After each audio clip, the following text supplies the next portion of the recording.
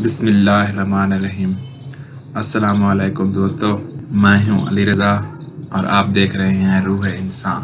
آج کا ہمارا ٹاپک ہے ایک دفعہ حضرت امام جعفر صادق علیہ السلام رستے سے گزر رہے تھے، دیکھا ایک شخص ایک جاہل سے بحث کر رہا تھا۔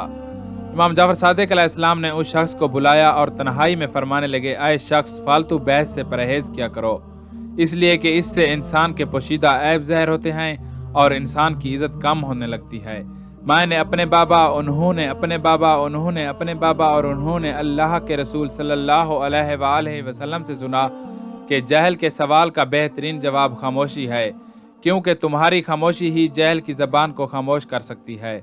تو اس نے عرض کیا، اے نواسہ رسول، معلوم کیسے ہو کہ یہ سامنے والا بندہ جاہل ہے یا عالم؟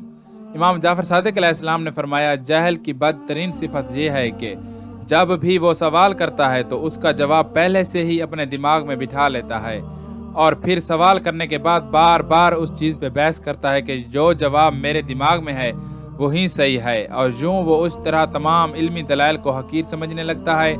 تبھی جو انسان جہل کے سوالات کا جواب خاموشی سے دیتا ہے تو اللہ اس انسان پہ اپنا نور برساتا ہے اور یوں وہ خوشحال زندگی اور اپنی عزت میں فراوانی پاتا ہے۔ دوستو، آج کی ویڈیو بس یہیں تک تھی، امید ہے آپ کو پسند آئی ہوگی۔ اپنی رائے کا اظہار کمنٹ سیکشن میں ضرور کیجیے گا۔ اگر آپ نے ہمارا چینل روح انسان سبسکرائب نہیں کیا تو جلدی سے کر لیں، کیونکہ ہم آپ کے لیے ایسی اچھی ویڈیو لاتے رہیں گے۔ ملتے ہیں ایک نئی ویڈیو کے ساتھ، تب تک کے لیے اپنا خیال رکھیے گا۔ اللہ حافظ۔